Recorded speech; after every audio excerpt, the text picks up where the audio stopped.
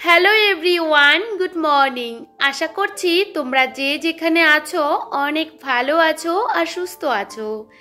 আমার আজ আরও একটি নতুন ব্লগে তোমাদের সকলকে জানাই অনেক স্বাগত আর অনেক অনেক ভালোবাসা। আজকের দিনটা ছিল সোমবার আর এখন ঘড়ির কাঁটাতে সকাল 7:45। তবে সকালে ঘুম থেকে অনেক আগেই উঠেছি, তবে বৃষ্টির কারণে কি কাজ করব আমি বুঝতেই পারছিলাম না। বাইরে চারদিকে জল থই থই করছে আর পুরো বাড়িটার মধ্যে কাদা, এগুলো পেরিয়ে আমাকে সকালের কাজকর্মগুলো করতে হয়েছিল। তবে কিছু করার নেই, সকালের বাসি কাজগুলো কোনো রকম কমপ্লিট করে নিয়েছি। আর আজকে আমার প্রচুর কাজের চাপ। তবে তার আগে রান্নাঘরে যাব, রান্নাবান্না সমস্তটা সামলে তারপরে বাকি কাজগুলো করব। মাঝখানে দুটো দিন বেশ ঝলমলে রোদ দিয়েছিল, কাজ করতেও বেশ ভালো লেগেছিল। আমরা তো শনিবারে গেছিলাম মায়াপুর, চলে এসেছি রবিবারে। তবে কি বলতো বন্ধুরা, রবিবারে বাড়ি আসতে আসতে 5টা বেজে গেছিলো। তার মধ্যে প্রচণ্ড ঝড় বৃষ্টির কারণে ঠিকঠাক করে তোমার দাদাভাই ওই যে বাজার করতে পারেনি। আমার বর দোকানে গেছিলো, কয়েকটা দোকানে, দেখি সমস্ত দোকানপাট বন্ধ। তবে ঘরের ভিতরে টুকিটাকি সবজি ছিল, সেগুলোই রান্না বান্না করব। তার আগে ভাবলাম চলো একদিকে ভাত আর একদিকে আমি সকালের টিফিনটাও রেডি করে নেব। তবে আজকে একটু সকাল সকালে রান্নাবান্নাগুলো শুরু করে দিয়েছি, কারণ আমাকে আজকে ঘর দুয়ারগুলো পরিষ্কার পরিচ্ছন্ন করতে হবে। একটা দিন আমরা যদি বাড়ি ঘরে না থাকি, বাড়িঘরের অবস্থা ভীষণই খারাপ হয়ে যায়। তার মধ্যে যদি বৃষ্টি হয়, বুঝতে পারো প্রচণ্ড স্যাঁতস্যাঁতে হয়ে রয়েছে চারপাশটা, একদমই ভালো লাগছিল না। তবে ভাবলাম যেহেতু বরের ওই যে অফিস আছে, রান্নাবান্না তো করতে হবে, সমস্ত কিছু টাইমের মধ্যে দিতে গেলে আমাকে প্রথমে রান্নাটা কমপ্লিট করতে হবে। সে কারণে রান্না করে এসে এই যে একদিকে সকালের টিফিনটাও রেডি করে নিচ্ছিলাম। আজকে ভাবলাম রুটি আর চা করে নিই।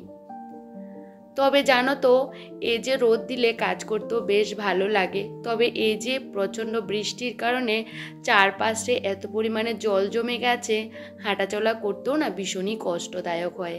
তবে আমাদের তো অনেকটা কাজ ওই যে বাইরে গিয়ে করতে হয়, রান্না করতে গেলেও কিন্তু অনেকবার বাইরে যেতে হয়। তবে কিছু করার নেই, সমস্ত কষ্ট নিয়ে কিন্তু কাজগুলো করি অনেকটা ভালোবাসা নিয়ে। তবে আর পাচ্ছি না জানো তো, এত বৃষ্টি হচ্ছে, চারপাশে তো জল জমায়ে হয়ে গেছে, কিন্তু জল যাবার যেহেতু রাস্তা নেই, এই যে জলগুলো পেরিয়ে পেরিয়ে না ওই যে দোকানপাটে যেতে হয়। তবে আমি আর বাড়ি থেকে বেরোবো না, আমার বরকে বলেই দিয়েছি তুমি যা আনার নিয়ে এসো। তবে যারা বাইরে কাজ করে তাদের যে কতটা কষ্ট হয় এই বৃষ্টির দিনে কি বলবো। আমরা তো তাও ওই যে ঘরের ভিতরে কাজকর্মগুলো করছি, তাও কিন্তু অনেকটাই ভালো। যাই হোক, তোমাদের সাথে অনেক কিছু শেয়ার করতে করতে আমি কিন্তু রান্না করতে করতে সকালের টিফিনটাও খেয়ে নিয়েছি। আর আজকে তো ঘরের ভিতরে তেমন কোনো সবজি ছিল না, সে কারণে সয়াবিন ছিল, সেটা দিয়ে আলু দিয়ে আর কাঁচকলা দিয়ে করে নিয়েছি। একটাই কাঁচকলা ছিল, তো ভাবলাম চলো একটা আলু দিই, তাহলে খেতেও বেশ ভালো লাগবে। ছেলের জন্য ডাল সেদ্ধ করেছি, আর এদিকে কি বলতো, আমাদের জন্য ভেন্ডি ভাজি আর ডিম সিদ্ধ করেছি, আর করেছি গোদক। ওই যে ঘরের ভিতরে বরবটি ছিল, এটা রান্না করলে না ভালো লাগে না, আর ভাজি দিয়ে তো ভাত খাওয়া যাবে না, তো একটু গোদক বানালে না বেশ ভালো লাগে খেতে, আমার বেশ ভালো লাগে। তো ভাবলাম চলো ওটাই রান্না করে নিই। তবে রান্নাবান্না করে ওই যে সাথে সাথে বাসনগুলো মেজে আমি কিন্তু জল জড়তে বারান্দার মধ্যে রেখে দিয়েছি। তবে জানো তো, আমাদের যেহেতু বাইরে বাসন ধুতে হয় বৃষ্টির মধ্যেও কিন্তু ভিজে ভিজে, ওই কাজগুলো প্রথমে করে নিয়েছি।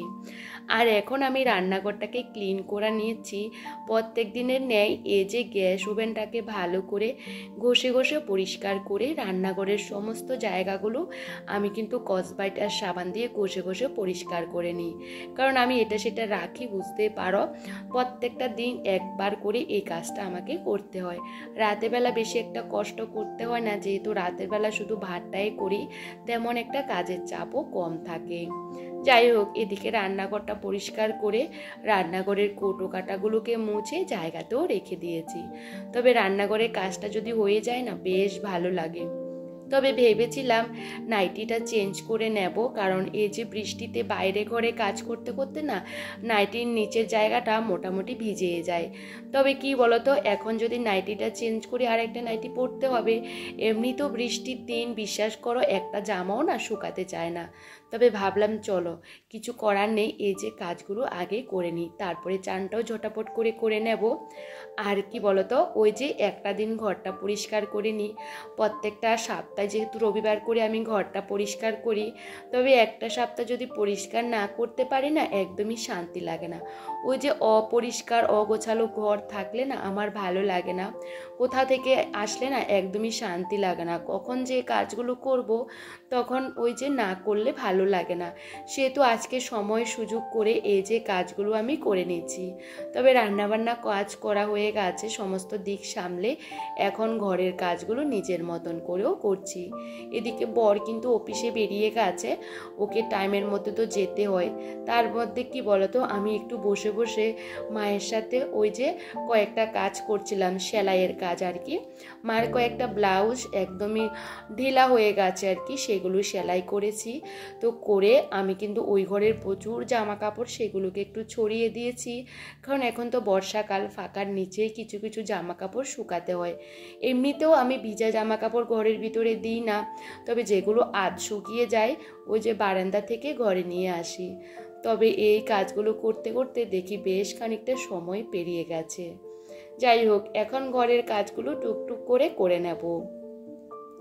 আমরা যারা ঘর গুছিয়ে কাজ করতে ভীষণ পরিমাণে ভালোবাসি, তারা একটু অগোছালো হলে, নোংরা হলে কিন্তু একদমই সহ্য করতে পারে না, যেমন আমার। আর আমি যেহেতু ওই যে রান্নাবান্না নিয়ে পড়ে থাকি না, আমার সংসারে পুরো দায়িত্বটা আমার কাঁধের ওপর। সেহেতু ওই যে সময় সুযোগ করে আমার কাজগুলোকে কিন্তু আমাকেই করে নিতে হবে। তার মধ্যে একটা ছোট্ট বাচ্চা আছে, সমস্ত কিছু সামলে গুছিয়ে কাজ করো কিন্তু অনেকটা পরিশ্রম, অনেকটা ধৈর্য নিয়ে কিন্তু কাজগুলো করতে হয়। তবে বিশ্বাস করো, একটা দিন যদি এই যে কাজগুলো না করলে ভালো লাগে না, মনে করো একদমই শান্তি পায় না। সেজন্য আমি এই যে ঘর টরগুলো নিট অ্যান্ড ক্লিন থাকলে, গোছানো থাকলে মন থেকে একটা শান্তি অনুভব হয়। তবে যতটুকু চেষ্টা করি ঘরগুলোকে, পুরো বাড়িটা একদমই পরিষ্কার পরিচ্ছন্ন করে রাখতে। তবে এই বৃষ্টির দিনে কিন্তু আমার ঘর একদমই পরিষ্কার পরিচ্ছন্ন, একদম নিট অ্যান্ড ক্লিন থাকে। তবে জানো তো, বৃষ্টির দিনে তো বাইরে প্রচণ্ড কাদা স্যাঁতস্যাঁতে থাকে, তার মধ্যে যদি ঘরও যদি একদমই ভিজে স্যাঁতস্যাঁতে থাকে তাহলে দেখবি একদমই ভালো লাগে না। আমি মনে করি প্রত্যেক দিনের কাজগুলো যদি আমরা প্রত্যেক দিন পরিষ্কার পরিচ্ছন্ন করে নিই, তাহলে দেখবে জিনিসগুলো অনেকটা ভালো থাকে।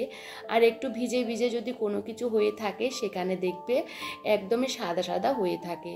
তবে আমরা যদি একটু গুছিয়ে পরিষ্কার করে রাখি, সেই জিনিসগুলো কিন্তু দেখতে অনেকটাই ভালো লাগে, আর সেই জায়গাটাতে কাজ করতেও কিন্তু বেশ ভালো লাগে। তবে আমার মতন করে কাজগুলো আমি করতে ভীষণই পছন্দ করি। আর আজকে ভাবলাম চলো ড্রেসিং টেবিলটাকেও পরিষ্কার করব, আর যে জিনিসগুলো আমার এক্সপায়ার হয়ে গেছে সেগুলো আমি ফেলে দেব। এখানে দেখতে পেলে কত বড় একটা সেন্টের বোতল, একদমই ইউজ করিনি। এটা পারফিউম আর কি, আমার বিয়েতে আমার বাপের বাড়ি থেকে দিয়েছিল আর কি, বিয়ের সময় যে দেয় না, তো আমি একদমই ইউজ করিনি, কারণ আমি পারফিউম না একদমই ইউজ করি না, আমার ভালো লাগে না। তো সেটা দেখে এক্সপায়ার হয়ে গেছে, তো ভাবলাম চলো এগুলো ফেলে দেব। আর এখানে অনেকগুলো লিপস্টিক, তারপরে এটা সেটা মেকআপের অনেক জিনিস থাকে না, তো সেগুলো আমি সমস্তটা বাতিল করে এই যে একটা জায়গাতে জড়ো করে রেখে দিয়েছি। তবে আমার যে জিনিসগুলো মনে হয় খারাপ হয়ে যায়, সেগুলো তো জমিয়ে রাখার কোনো দরকারই হয় না। জমিয়ে রাখলে কি বলতো, ঘরটা আরও প্রচুর পরিমাণে নোংরা হয়।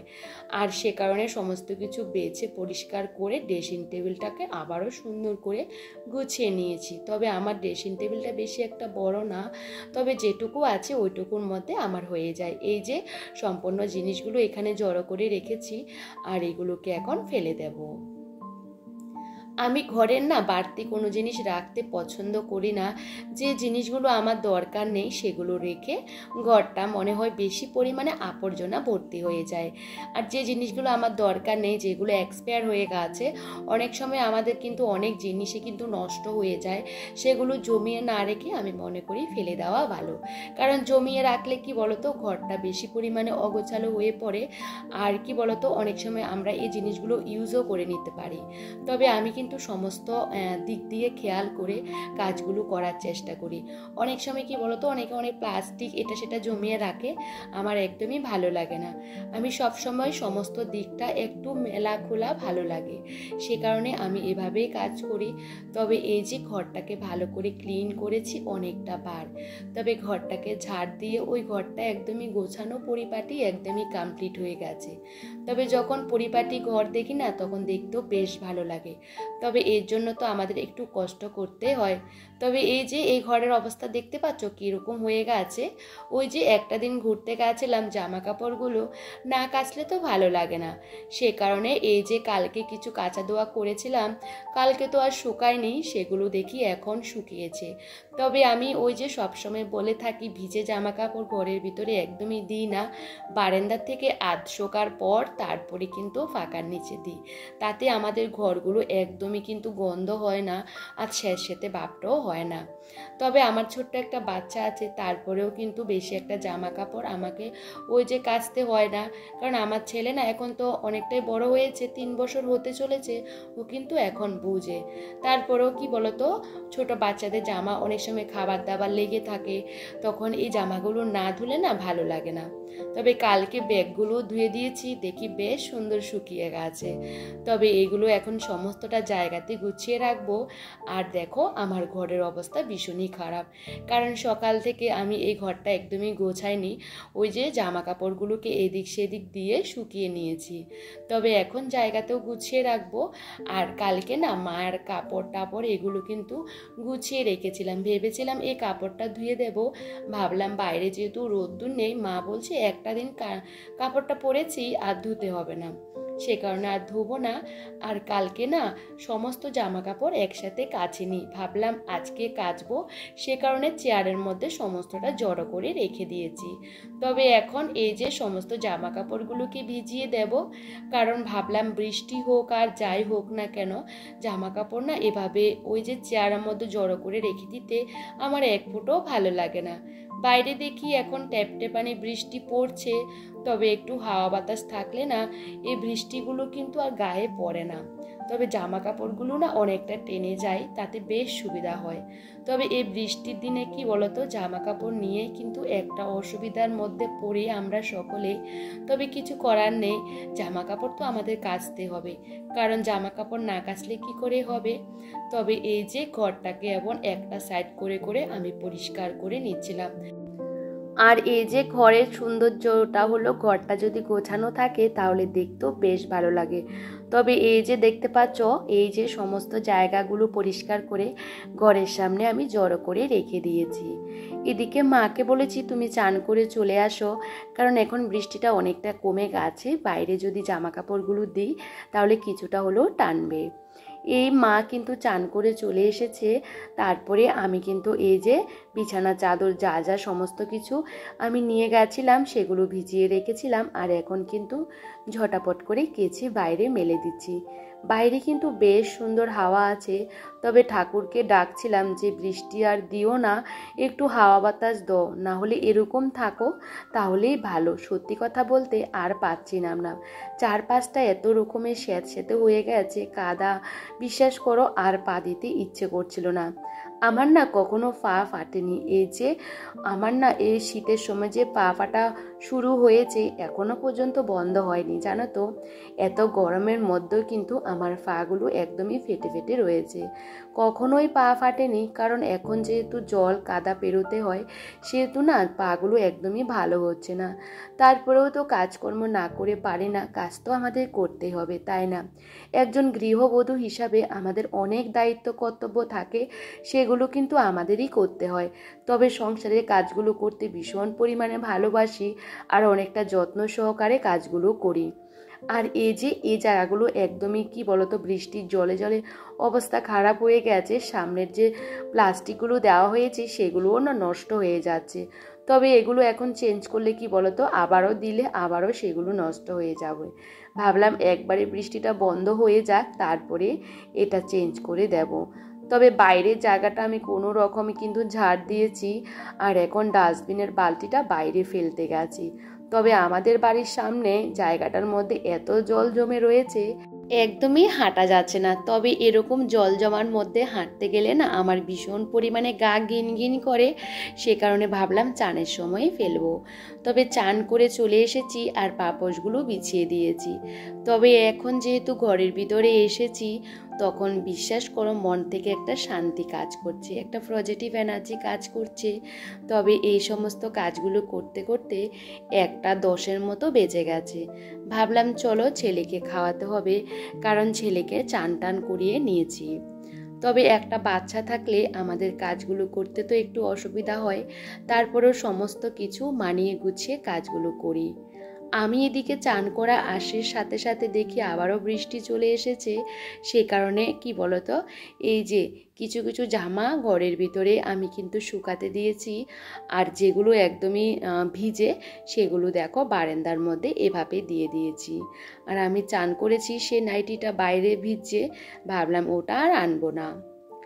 আর আজকে কি বলতো, একটা তুলসী গাছের চারা, আমাদের বাড়িতে অনেকগুলো তুলসী গাছের চারা হয়েছে, সেখান থেকে একটা লাগিয়েছি। তবে জানো তো আমার না ওই যে তুলসী গাছের ওখানে গিয়ে জল দিতে ভীষণই অসুবিধা হয়, সে কারণে ভাবলাম এটা একটা জায়গাতে রাখবো যাতে সবসময় জল দিতে পারি। আজকে ছেলেকে খাবার খাওয়াতে বসালাম, কিন্তু ও কিছুতেই খায়নি। তবে ও আম খেতে ভীষণ পছন্দ করে, ওই জন্য ওকে আম কেটে দিয়েছি। এই মুহূর্তে বেশ খানিকটা সময় পেরিয়ে গেছে। এখন তো বর্ষাকাল, ঘরটরগুলোর মধ্যেও একটু ভিজে ভিজে গন্ধ আর স্যাঁতস্যাঁতে ভাব থাকে। তবে কি বলতো, আমি কিন্তু প্রত্যেকটা দিন কিন্তু এই যে ধুনুটা বাড়িতে দিই, আর এটার মধ্যে আমি দিয়েছি কর্পূর আর ধূপ। আর দেখো কি সুন্দর ধোঁয়া বেরোচ্ছে। আসলে বর্ষাকালে আমাদের বাড়িঘরগুলোকে যদি আমরা একটু সুগন্ধ রাখতে চাই, তাহলে তোমরা এই কাজটা করতে পারো। আমি কিন্তু প্রত্যেকটা দিন সন্ধ্যার সময় এই যে নারকেলের খোসাগুলো দিয়ে পুরো বাড়িটার মধ্যে এভাবেই ধুনো দিই। তাতে আমার বাড়িঘরগুলো কিন্তু ভীষণ পরিমাণে সুগন্ধ থাকে, কোনো রকমই ভিজে গন্ধ ভিজে ভাব কিছুই থাকে না। আর দেখবে এই গন্ধটা কিন্তু অনেকক্ষণ থাকে। তোমরা সকলেই জানো কর্পূরের গন্ধ ভীষণই সুন্দর একটা স্মেল বেরোয়, আর এইতে আমার বাড়ি ঘরগুলোতে দিচ্ছি, আমার বেশ ভালো লাগছে। এটা কিন্তু আমি সব সময় করে থাকি, তবে এই বর্ষাকালে আমি প্রত্যেকটা দিন দিয়ে থাকি। তাতে আমার ঘরগুলো কিন্তু ভীষণ পরিমাণে সুগন্ধময় থাকে।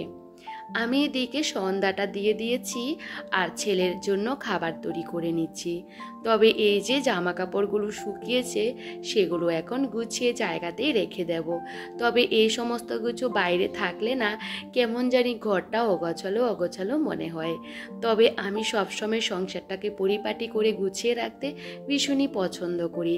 আমার সকাল থেকে রাত পর্যন্ত একটানা প্রচুর কাজ থাকে, সেগুলো তো আমাকেই করতে হয়। তবে আমার কাজগুলোকে আমি সময় মতন গুছিয়ে করে নিই। তবে এখন দুটো ঘর কিন্তু আমার ফিটফাট একদমই গোছানো, আর এখন চলে এসেছি সন্ধ্যার টিফিন বানাতে। তবে বাইরে অঝরে বৃষ্টি হচ্ছে, ভাবলাম কি খাবো। মা বলছিল একটু লিকার চা বানানোর জন্য, তো আমি সেটা একদিকে বানাচ্ছি আর একদিকে মুড়ি ভেজে নিচ্ছিলাম। তবে দোকান থেকে কিছু নিয়ে আসতে পারছিলাম না, কারণ বাইরে না পা দিতে ইচ্ছে করছিল না। আর ঘরের ভিতরে বাদাম চানাচুর সমস্ত কিছু ছিল, সেগুলো একটু তেলের মধ্যে ভেজে নিয়েছি। তবে এই সমস্ত খাবারগুলো খেতে আমার বেশ ভালো লাগে। তবে চলো আজকে ব্লগটা এখানেই শেষ করছি। সবাই ভীষণ ভালো থেকো।